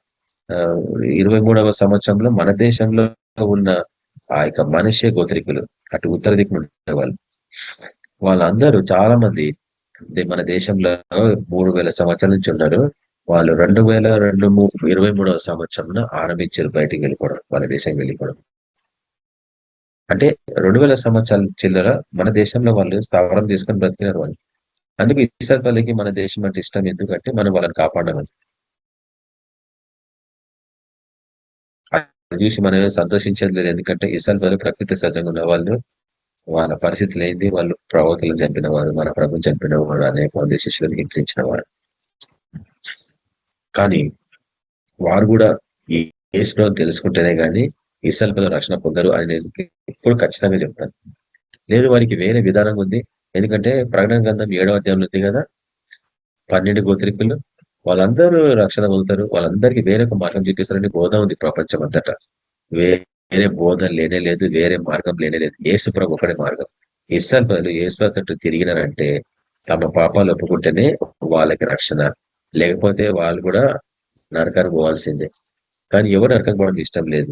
ముందు అనిల్ రక్షణ పొందాలా, దాని తర్వాత రక్షణ ఇస్రాయేల్ ప్రజలకు సంబంధించింది. వాళ్ళు స్వీకరించాలా. వాళ్ళు స్వీకరిస్తేనే రక్షణకు వస్తారు అన్నట్టు, లేకపోతే రక్షణ అనుభవం లేదన్నట్టు. కాబట్టి ఇప్పటికి ఈ యొక్క వాక్యాన్ని నేను క్లోజ్ చేస్తున్నాను. ఈ యొక్క ఎముకల లోయకి సంబంధించిన ఉపమానం ఏంటి అంటే, సర్పముల తేళ్లు లేక గోగు మాగోగు అనువారు గొప్ప జనము అనే సగం సత్యం సగం అబద్ధంలో ఉన్న మతపరమైన మనుషులందరినీ మరణానికి అప్పగించడానికి వాళ్ళు బయలుదేరినారు ప్రపంచం అంతటా. అది ఎప్పటికి ఆరంభమై కూడా 2000 సంవత్సరాలు అయితే అప్పటికి ఎంతమంది చనిపోయినారు. అయితే ఈ యొక్క గొప్ప జనసం యొక్క సంఖ్య సంపూర్తి కావాలి. ఏసులో చెప్పిన మాట, రాధా సత్యస్వరూపి ఎందాక ఈ భూమి వ్యవస్థకు తీర్పు తీర్చకుండా మా నిమిత్తమై మమ్మల్ని అనవసరంగా చంపినారు. వీళ్ళు ఎవరికి ఏం అన్యాయం చేయలేక మమ్మల్ని చంపిరు అండి. వాళ్ళు బలిపీఠ క్రింద ఆత్మలు అంటే రక్షింపబడ్డ వారు, హతసాక్షులైన వారి ఆత్మలు దేవుడి సన్నిధిలో గోజవుతున్నాయి, ఇప్పుడు ప్రారంభం చేస్తున్నాయి. యేసు చెప్పిండు, కొంచెం కాలం ఆగండి, మీ సహదాసుల సంఖ్య అంటే ఇంకా కింద ఉన్నారు చాలా మంది, వాళ్ళ సంఖ్య సంపూర్తి కావాలా, మీలాగానే వాళ్ళు కూడా చావాలా. దాని తర్వాతనే నేను ఈ లోకానికి తీర్పు తీరుస్తాను. దాని తర్వాతనే అగ్ని ఆకాశం దిగి వచ్చి ఆ యొక్క గోగు మాగోగు అనే వారిని అందరినీ దహించి వేస్తుంది. వాళ్ళందరూ నరకానికి పోవాల్సి వస్తుంది. అప్పుడు నేను వాళ్ళకి తీర్పు తీరుస్తాను దేవుడు వారికి అభయనిస్తున్నాడు. కానీ నేను చెప్పే వాక్యం అనేక పర్యాయం ఒకటే, ఏంటంటే దీపం ఉండగానే ఇల్లు చగపరచుకోవాలని చెప్తాం. గొప్ప జన సమూహానికి ఇవన్నీ చెప్పేవాడు ఎవడు? ఏహెచ్కేలే కదా. నువ్వు ప్రవచించకపోతే వాళ్ళు స్వీకరిస్తారా? కానీ వాళ్ళు ఆలస్యంగా అయిపోతుంది స్వీకరించే టైంకి, మనం చెప్పిన బోధని స్వీకరించే టైంకి వారి మెడ మీద కత్తులుంటే ఎన్నిసార్లు నేను మీకు చూపించిన వాక్యం. ఎందుకంటే నెక్స్ట్ వీక్ నేను చూపించబోతున్న ఈ వాక్యాలు గొప్ప జన సమూహము ఉపమాన రీతిగా ఎఫ్రాయిం వంటి వారు 1,44,000 మంది ఉపమాన రీతిగా యూదా గోత్రికులు. ఇవి నేను వాక్యాలు చూపిస్తే ఇక్కడ అన్ని ఉన్నాయి, కానీ నేను ఇవన్నీ చూపించలేకపోతున్నాను. ఇక్కడ ఉన్నాయి ఆ వాక్యాలు. యెషయా గ్రంథం నుంచి మనం వాటిని చూస్తా ఉన్నాము. తర్వాత ఇక్కడ దిన వృత్తాంతంలో మనం చూస్తున్నాము. ఎఫ్రాయింకి సంబంధించింది, రూబేలకు సంబంధించింది, ఇవన్నీ ఇక్కడ ఇవన్నీ వాక్యాలు రెడీగా ఓపెన్ చేసి పెట్టా, కానీ మనకి అంత టైం లేదు చూపించడానికి. కానీ నెక్స్ట్ వీక్ వీటిని చూపించేస్తాను నేను. ఇక్కడ మనం ఏం చూడబోతున్నామంటే ఎఫ్రాయిము గొప్ప జనానికి సాదృశ్యంగా ఉంటాడు. దాని తర్వాత యూద 1,44,000 మందికి సాదృశ్యంగా ఉంటాడు. ఎఫ్రాయింకి యూద అంటే ఎప్పుడు కోపం. బైబిల్లో ఎంతమంది సారి మీరు ఎన్నిసార్లు ధ్యానించిన వాక్యం నాకు తెలియదు. మీకు నిజంగా ఆసక్తి ఉంటే 4 నెలలకు ఒకసారి బైబిల్ కంప్లీట్ చేయొచ్చు. అట్లా సంవత్సరానికి 4 సార్లు మీరు బైబిల్ కంప్లీట్ చేయొచ్చు. ఛాలెంజ్ తీసుకుంటారు ఎవరన్నా? అప్పుడు నీకు మూలలో ఏముందో వాక్యం నీకు తెలిసిపోతుంది. అవన్నీ నీలో నానిపోతాయి. అప్పుడు నువ్వు సంపూర్ణంగా వాక్యాన్ని నానబడ్డ వాడి జీవితం లాగా డైరెక్ట్ ఉంది జీవితం. అటువంటి జీవితం దేవుడు మీకు ఇవ్వాలా. వచ్చే వారం వీటన్నిటి నేను తిరిగి మీకు చూపించబోతున్నాను. అటువంటి కృపని ప్రభు మనకు అందరికి అనుగ్రహించాలని మనము ప్రార్థన చేస్తాం. ప్రార్థన చేసుకోండి. పరిశుద్ధుడు గొప్ప తండ్రి, ఇశ్రాయేలు గొప్ప దేవ, మీకు వదనాలైనా. గోగు మాగోగులను వారు ప్రభా ప్రపంచం అంతటి నుంచి బయలుదేరుతున్నారు. యేసు గ్రంథంలో ఆరంభమై ప్రకటన గ్రంథం 20వ అధ్యాయంలో అది ముగిస్తుంది ప్రభా. వీళ్ళందరూ ఆ రోజు బయలుదేరి ఈ రోజు వరకు మీ బిడ్డల్ని ఎంతగానో హింసించినారు ప్రభా. ప్రకృతి సహజంగా ఆత్మలో కూడా ప్రభా వారందరూ హతసాక్షులు అవుతున్నారు. అయినా వారందరి నిమిత్తము వీళ్ళని శిక్షించబోతున్నారు గోగు మాగోగులని. కాబట్టి నైనా వీటి గుంపులలో మేము ఉండకుండా 1,44,000 మంది గుంపులో మేము ఉండలాగన మమ్మల్ని అందరినీ ముద్రీకరించుకోమని ప్రార్థిస్తున్నాము. ఈ లోకం నుండి ప్రత్యేకంగా వేరుపడి నాజీరు చేపట్ట జీవితం గురించి కొంతకాలం కిందట మేము ధ్యానిస్తానైనా. అవును ప్రభా, నాజీరు చేపట్ట జీవితము మొదటి 3 గుంపుల నుంచి బహు దూరంగా ఉండే జీవితం అవునైనా. కానీ గొప్ప జనాన్ని ఎట్లన్నా మీ చెంత నడిపించాలా అన్న ఏహెచ్కేల్ పరిచర్య మా పరిచర్య ప్రభా. ఎముకలన్నీ బ్రతకాల. సగం సత్యం సగం అబద్ధంలో ఉన్న వాళ్ళు సంపూర్ణంగా చచ్చిన వారినైనా వాళ్ళందరినీ బ్రతికింపజేయాలంటే మేము ఈ యొక్క పరిచర్యను ముందుకు తీసుకొని పోవాలా. దానికి తగిన పరిశుద్ధాత్మ అభిషేకం మాకు అనుగ్రహించండి. దానికి తగిన కృపవరాలు అనుగ్రహించండి. దర్శనాలు ప్రభా కళలు మాకు అనుగ్రహించండి. మేము ప్రతి క్షణం మీతో సంభాషిస్తూనే ఉండాలి నాయన. భక్తులతో సంభాషిస్తూనే ఉండాలి ప్రభా. దేవదూతలతో సంభాషిస్తుండాలి ప్రభా. మీ అనాది సంకల్పంని గ్రహించలాగన ఆ యొక్క పూర్వం నుండి చెప్పబడ్డ ఆ వాక్యాలన్నింటినీ మేము గుర్తుంచుకోలాగన ఆత్మీయ ప్రపంచంలో మేము అడుగు పెట్టాలా ప్రభా. వాటన్నిటిని అర్థం చేసుకోవాలా ప్రభా. ఇక్కడికి వచ్చి ఈ లోకంలో మేము వాటన్నిటిని గొప్ప జన సమూహానికి చూపించాలా ప్రభా. మమ్మల్ని రానియవు సర్పంలో తేళ్ళు, కానీ మీరు అవకాశం ఇస్తారు ప్రభా. ఎట్లయినా కానీ గొప్ప జనాన్ని బయటికి లాక్కడానికి. కాబట్టి వీటన్నిటిని మరి చూపించే సేవనే కేబిపిఎం యొక్క సేవ మాకు అర్థమైపోయింది ప్రభా 17 సంవత్సరాల క్రితమే. కాబట్టి ఇది మేము కాంప్రమైజ్ కాకుండా ప్రభావ పరిచర్య చేయాల ప్రభావ. ఇటువంటి పరిచర్య ఎవరు చేస్తున్నారు ప్రభావ ప్రపంచంలో.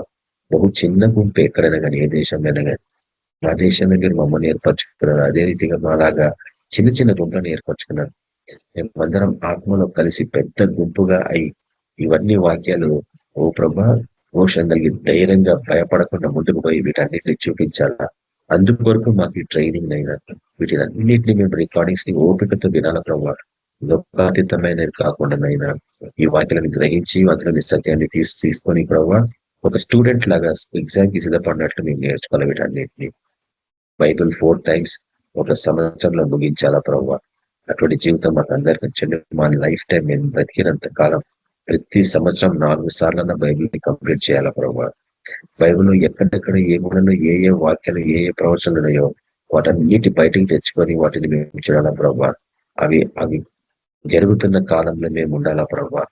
అటువంటి పరిచర్య మాకు అందరికి అనుగ్రహించండి. వింటున్న వారి జీవితంలో ఇక ఆత్మీయ నేతలను విపమని ప్రార్థిస్తున్నాం. ఆత్మీయ చెవులను దీపమని ప్రార్థిస్తున్నాం. ఆత్మీయంగా తండ్రి వీటిని గ్రహించేలాగా వారికి విడుదలను సిద్ధపరచమని ప్రార్థిస్తున్నాం. రోషం కలిగి పౌరుషం కలిగి మీ పక్షంగా నిలబడే మీ గొప్ప విడుదల సేవకులుగా తయారు చేయండి. నైనా సైతాన్ రాజుని తొక్కుటకు మీరు అధికారం ఇచ్చినారు. అవును ప్రభావ. సర్పంలో తేలంతా పుట్టకు మీకు అధికారం ఇచ్చిన అన్నారు. శత్రు బలమంతటి మీద నేను మీకు అధికారం ఇచ్చిన అన్నారు. అటువంటి అధికారాన్ని తీసుకొని ముందుకు పోయే సేవకులుగా వీళ్ళందరినీ తయారు చేయండి. రాత్రి వారికి మంచి ధర ఇచ్చండి, మంచి ఆరోగ్యం తెచ్చండి, ప్రతి ఒక్క జీవితంలో విశేషంగా అద్భుతాలు కలిగించండి, స్వస్థతలు దయచేయండి, ఆర్థికంగా మెరుగుపరచండి, ఆగిపోయిన మేలన్నింటినీ అనుగ్రహించండి. కుటుంబాలలో ఎటువంటి ఆటంకాలను వాటి అన్నిటిని క్యాన్సల్ చేస్తున్నాను వేసినామన్నా. ప్రతి డిలేస్ ని మరి ప్రతి ఆలస్యాలని క్యాన్సల్ చేస్తున్నాను వేస్తున్నామన్నా. గొప్ప దేవ, ఈ జూలై నెలలో ప్రతి ఒక్కరిని ఆశ్రయించండి. సంపూర్ణంగా నీటి కాలంలో ఎవరైనా నాటబడ్డ చెట్టు వలె వారందరినీ సమృద్ధిగా ఆశీర్వదించి ఆర్థికంగా బహుగా మరి మంచి ఆరోగ్యాన్ని అనుగ్రహించి మీ పరిచర్య కొరకు ముందు నడిపించమని యేసు క్రీస్తు పరిశుద్ధ నామమున ప్రార్థించుతున్నాం తండ్రి. ఆమేన్. మన ప్రభువైన యేసు క్రీస్తు యొక్క కృప, సమాధానం, నడిపింపు మనందరికీ సదాకాలం తొలగిన గాక. ఆమేన్. అందరికీ praise the lord. Good night. Amen. Praise the అందరికీ Lord. Praise lord sister. Praise lord అన్న. Amen. Praise the lord sister. Brothers and sisters. అందరికీ ప్రైజ్ లార్డ్. ప్రైజ్ లార్డ్ అక్క. ప్రైజ్ లార్డ్ అన్న. అందరికి praise lord. Praise the lord. Praise lord అన్న. Praise lord అక్క. Praise lord sister. Praise lord. Praise lord అన్న. Praise lord అక్క.